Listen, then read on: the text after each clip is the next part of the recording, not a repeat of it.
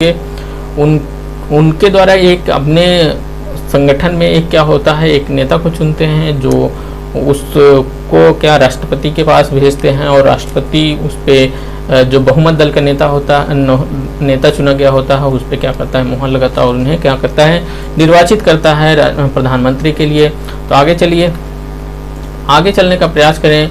आगे हमारा जो 7 नंबर का क्वेश्चन है, 7 नंबर का क्वेश्चन क्या कर रहा है, भारत के प्रधानमंत्री बनने के लिए आवश्यक न्यूनतम उम्र क्या है।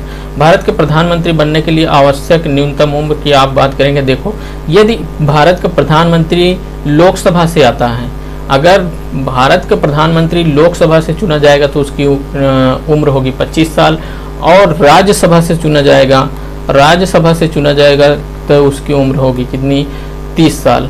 तो इसका मतलब न्यूनतम उम्र पूछ रहा है, उसका न्यूनतम उम्र कितनी हो सकती है, 25 साल। और 25 साल कैसे, क्योंकि उसको लोकसभा से अगर हम चुन लिए तब क्या होगा, उनकी न्यूनतम उम्र कितनी हो जाएगी, क्या 25 साल। और राज्यसभा से चुनेंगे तो राज्यसभा के जो सदस्यों की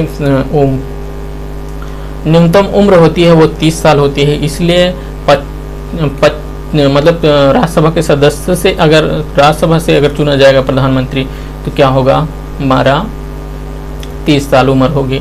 तो इसमें न्यूनतम उम्र पूछा तो हमने लगा दिया क्या, 25 साल मान लेते हैं, लोकसभा से चुना गया। आगे चलिए, आगे चलते हैं अपने 8 नंबर के क्वेश्चन पे। 1 नंबर का क्वेश्चन क्या कह रहा है, भारत के पहले गैर कांग्रेसी प्रधानमंत्री कौन थे। भारत के पहले गैर कांग्रेसी प्रधानमंत्री मोरारजी देसाई, चंद्रशेखर और चरण सिंह, वीपी सिंह। आप इसमें अगर सही ऑप्शन को ढूंढने का प्रयास करोगे तो इसमें सही ऑप्शन हो जाता है क्या, मोरारजी देसाई। मोरारजी देसाई क्या होते हैं कि पहले गैर कांग्रेसी प्रधानमंत्री होते हैं, और ये कब, इनका कार्यकाल कब था, इनका कार्यकाल था 24 मार्च 1977 से लेकर के 28 जुलाई 1979 तक। मोरारजी देसाई का कार्यकाल कितना था, 24 मार्च 1977 से लेकर के 28 जुलाई 1979 तक। आइए चलते हैं अपने अगले क्वेश्चन 9 नंबर का क्वेश्चन में चलें। 9 नंबर वाला क्वेश्चन जो कह रहा है वो क्या कह रहा है, हम 9वें क्वेश्चन की तरफ चलेंगे। 9वां क्वेश्चन हमारा क्या कह रहा है, दिल्ली में संसद भवन का निर्माण किस अवधि के दौरान किया गया था। दिल्ली में संसद भवन का निर्माण किस अवधि के दौरान किया गया था। अगर इसमें चलोगे तो आप देखो, जानते हो कि इसको ऑप्शन देखो, 1895 1900 के बीच, 1901 से 1909 से, 1921 से 1927 और 1931 से 1935। इसमें आप सही ऑप्शन की तरफ चलोगे तो आपको हो जाएगा 1921 से 1927। कैसे, जब संसद भवन का जो आधारशिला रखी गई थी, संसद भवन की जो आधारशिला रखी गई 12 फरवरी 1921 को। और ये किसने रखा था, ये इसने रखा था महामहिम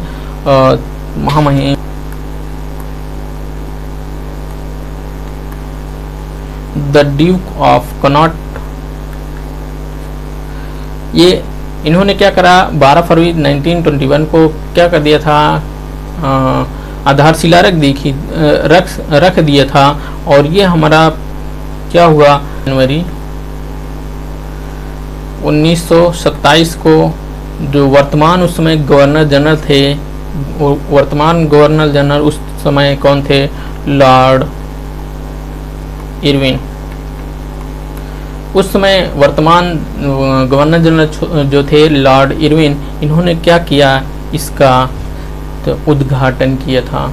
अर्थात हमारा जो था 1921 से 1927 तक हमारा जो संसद भवन था उसका निर्माण हुआ। संसद भवन निर्माण होने के बाद 18 जनवरी 1927 को लॉर्ड इरविन के द्वारा इसको क्या किया गया, उद्घाटन किया गया। और इसमें जो खर्च आया था बनाने में, वो कितना खर्च आया था, 83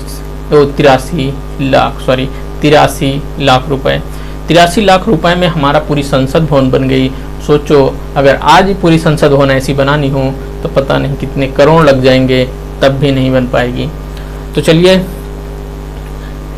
इसीलिए हमारे इस विरासत चीज़ों को, जो हमारी पुरानी चीज़ें हैं, उनको संभाल कर, उनको मेंटेन रखने रखने का जिम्मा गवर्नमेंट के पास होना है और उसको रखनी चाहिए। आगे चलते हैं, आगे अपने 10 नंबर के क्वेश्चन को चलें, देखते हैं जो आज का इस सेशन का क्या होगा, लास्ट वाला क्वेश्चन होगा। इस सेशन के लास्ट वाले क्वेश्चन की तरफ चलें तो हमारा क्या कह रहा है, राज्यसभा के सदस्यों का चुनाव किनके द्वारा किया जाता है। राज्यसभा के सदस्यों का चुनाव किनके द्वारा, राज्यों के विधानसभाओं के सदस्य द्वारा, लोकसभा के सदस्यों द्वारा, भारत की जनता द्वारा।